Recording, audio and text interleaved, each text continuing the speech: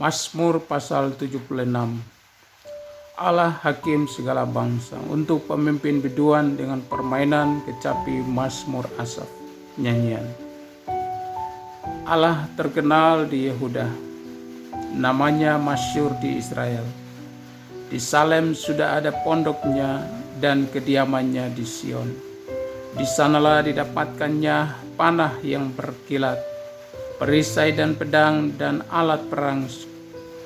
Cemerlang engkau lebih mulia daripada pegunungan yang ada sejak purba. Orang-orang yang berani telah dijarah, mereka terlelap dalam tidurnya, dan semua orang yang gagah perkasa kehilangan kekuatannya. Oleh sebab hardikmu ya Allah Yakub, tertidur lelap baik pengendara maupun kuda. Dahsyat engkau, siapakah yang tahan berdiri di hadapanmu pada saat engkau murka? Dari langit engkau memperdengarkan keputusanmu, bumi takut dan tertegun. Pada waktu Allah bangkit untuk memberi penghukuman, untuk menyelamatkan semua yang tertindas di bumi. Sesungguhnya panas hati manusia akan menjadi syukur bagimu, dan sisa panas hati itu akan kuperikan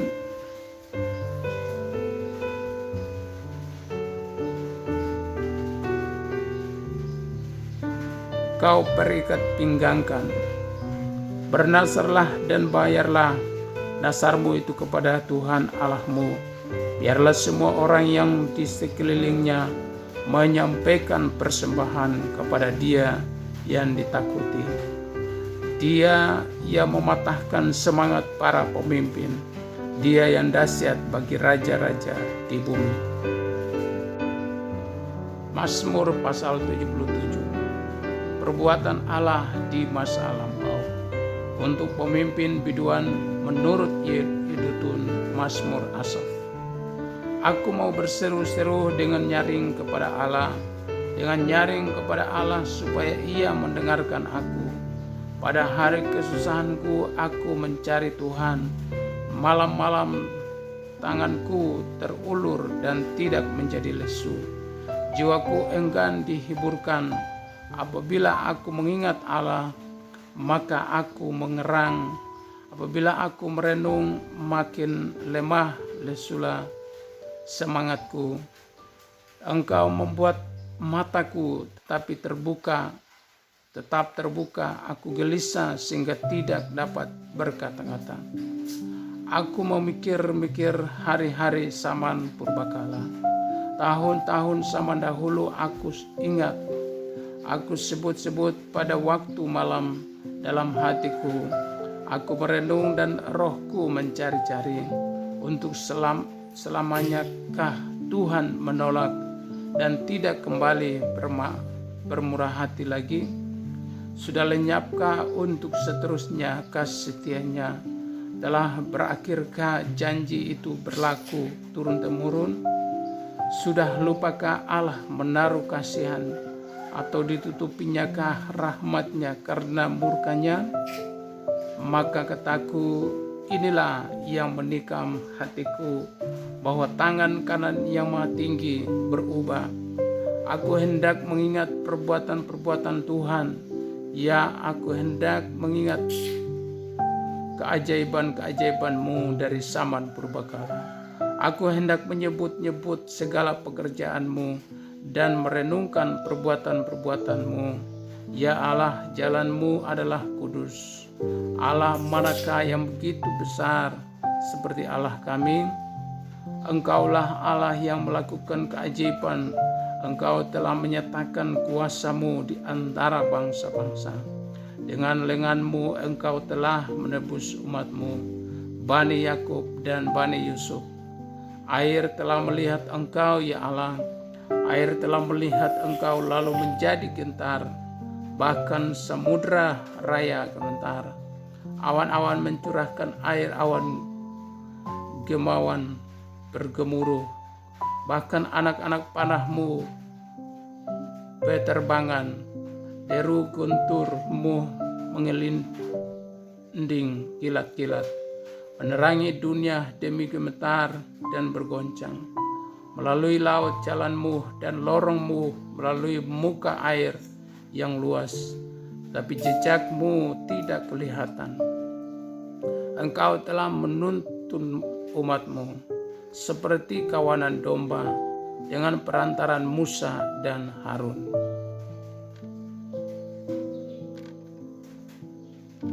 Mazmur pasal 78. Pelajaran dari sejarah. Nyanyian pengajaran Asaf. Pasanglah telinga untuk mengajar pengajaranku, hai bangsaku. Sedengkanlah telingamu kepada ucapan mulutku. Aku mau membuka mulut mengatakan amsal. Aku mau mengucapkan teka-teki dari zaman purbakala, yang telah kami dengar dan kami ketahui, dan yang diceritakan kepada kami oleh nenek moyang kami. Kami tidak hendak menyanyikan kepada anak-anak mereka, tetapi kami akan ceritakan kepada angkatan yang kemudian puji-pujian kepada Tuhan dan kekuatannya dan perbuatan-perbuatan ajaib yang telah dilakukannya. Telah ditetapkannya peringatan di Yakub, dan hukum Taurat diberinya di Israel. Nenek moyang kita diperintahkannya untuk memperkenalkannya kepada anak-anak mereka, supaya dikenal oleh angkatan yang kemudian, supaya anak-anak yang akan lahir kelak bangun dan menceritakannya kepada anak-anak mereka, supaya mereka menaruh kepercayaan kepada Allah dan tidak melupakan perbuatan-perbuatan Allah, tetapi memegang perintah-perintahnya, dan jangan seperti nenek moyang mereka, angkatan pendurhaka dan pemberontak, angkatan yang tidak tetap hatinya dan tidak setia jiwanya kepada Allah. Bani Efraim pernah pemanah-pemanah yang bersenjata lengkap berbalik pada hari pertempuran. Mereka tidak berpegang pada perjanjian Allah dan enggan hidup menurut Tauratnya. Mereka melupakan pekerjaan-pekerjaannya dan perbuatan-perbuatannya yang ajaib yang telah diperlihatkannya kepada mereka. Di hadapan nenek moyang mereka dilakukannya keajaiban-keajaiban di tanah Mesir, di padang Soan, dibelahnya laut, diseberangkannya mereka, didirikannya air sebagai bendungan, dituntunnya mereka dengan awan pada waktu siang, dan semalam suntuk dengan terang api. Dibelahnya gunung batu di padang gurun, diberinya mereka minum banyak air seperti dari samudra raya. Dibuatnya aliran air keluar dari bukit batu, dan dibuatnya air turun seperti sungai. Tetapi mereka terus berbuat dosa terhadap Dia dengan memberontak terhadap Yang Maha Tinggi di padang kering. Mereka mencobai Allah dalam hati mereka dengan meminta makanan menuruti nafsu mereka. Mereka berkata terhadap Allah, sanggupkah Allah menyajikan hidangan di padang gurun? Memang Ia memukul gunung batu sehingga terpancar air dan membanjiri sungai-sungai. Tetapi sanggupkah Ia memberikan roti juga, atau menyediakan daging babi bagi umatnya? Sebab itu ketika mendengar hal itu, Tuhan gemas, api menyala menimpa Yakub, bahkan murka bergejolak menimpa Israel, sebab mereka tidak percaya kepada Allah dan tidak yakin akan keselamatan daripadanya. Maka Ia memerintahkan awan-awan dari atas membuka pintu-pintu langit, menurunkan kepada mereka hujan manna untuk dimakan, dan memberikan kepada mereka gandum dari langit. Setiap orang telah memakan roti, malaikat Ia mengirimkan perbekalan kepada kepada mereka berlimpah-limpah. Ia telah menghembuskan angin timur di langit dan mengeringkan angin selatan dengan kekuatannya. Ia menurunkan kepada mereka hujan daging seperti debu banyaknya, dan hujan burung-burung bersayap seperti pasir di laut. Ia menjatuhkannya ke tengah perkemahan mereka sekeliling tempat kediaman itu. Mereka makan dan menjadi sangat kenyang. Ia memberikan kepada mereka apa yang mereka inginkan. Mereka belum merasa puas, sedang makanan masih ada di mulut mereka. Maka bangkitlah murka Allah terhadap mereka. Ia membunuh gembong-gembong mereka dan menewaskan teruna-teruna Israel. Sekalipun demikian mereka masih saja berbuat dosa dan tidak percaya kepada perbuatan-perbuatannya yang ajaib. Sebab itu ia membuat hari-hari mereka habis dalam kesia-siaan dan tahun-tahun mereka dalam kekejutan. Apabila ia membunuh mereka, maka mereka mencari dia. Mereka berbalik dan mengingini Allah. Mereka teringat bahwa Allah adalah gunung batu mereka, dan bahwa Allah yang Maha Tinggi adalah penebus mereka. Tetapi mereka memperdaya dia dengan mulut mereka, dan dengan lidahnya mereka membohongi dia. Hati mereka tidak tetap pada dia, dan mereka tidak setia pada perjanjiannya. Tetapi ia bersifat penyayang, ia mengampuni kesalahan mereka dan tidak memusnahkan mereka. Banyak kali ia menahan murkanya dan tidak membangkitkan segenap amarahnya. Ia ingat bahwa mereka itu daging angin yang berlalu yang tidak akan kembali. Berapa kali mereka memberontak terhadap dia di padang gurun dan menyusahkan hatinya di padang belantara. Berulang kali mereka mencobai Allah, menyakiti hati yang kudus dari Israel. Mereka tidak ingat kepada kekuasaannya pada hari itu, membebaskan mereka daripada lawan. Ketika ia mengadakan tanda-tanda di Mesir dan mujizat-mujizat di padang Soan, ia mengubah menjadi darah sungai-sungai mereka akan aliran-aliran air mereka sehingga tidak terminum.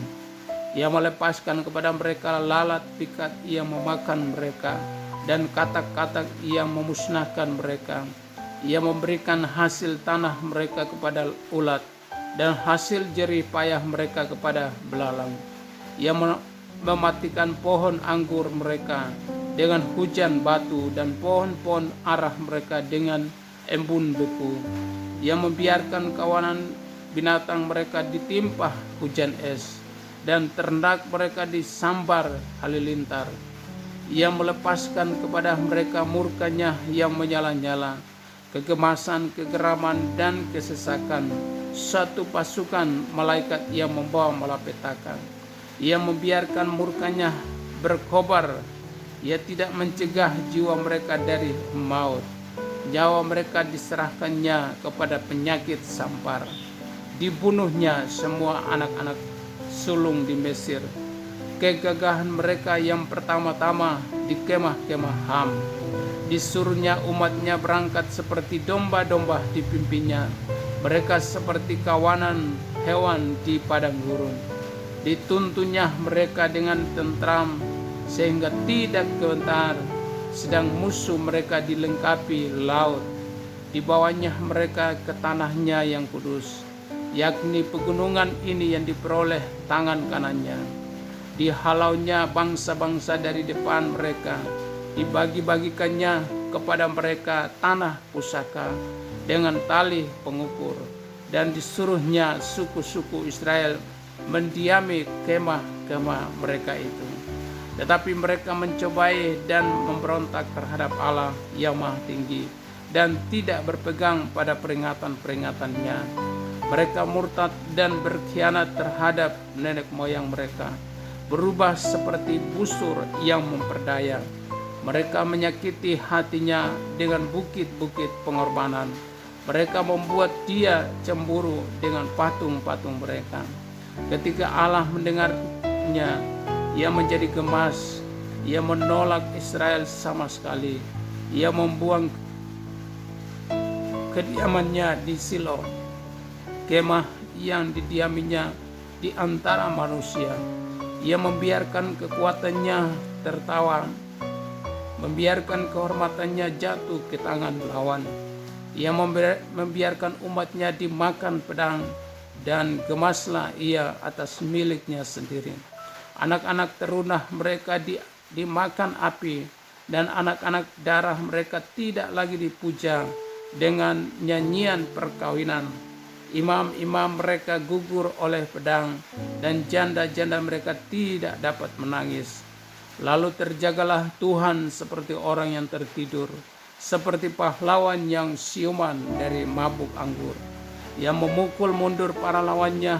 Ia menyebabkan mereka mendapat celah untuk selama-lamanya.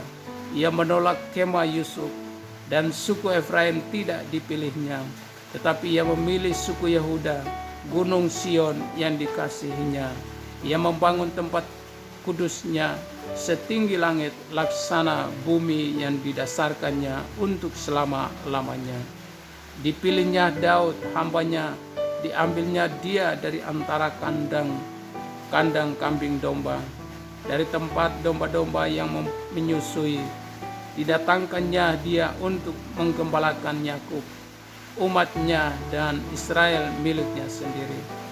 Ia menggembalakan mereka dengan ketulusan hatinya, dan menuntun mereka dengan kecakapan tangannya. Mazmur pasal 79. Doa umat yang terancam. Mazmur Asaf. Ya Allah, bangsa-bangsa lain telah masuk ke dalam tanah milikmu, menajiskan bait kudusmu, membuat Yerusalem menjadi timbunan puing. Mereka memberikan mayat hamba-hambamu sebagai makanan kepada burung-burung di udara. Daging orang-orang yang kau kasihi kepada binatang-binatang liar di bumi.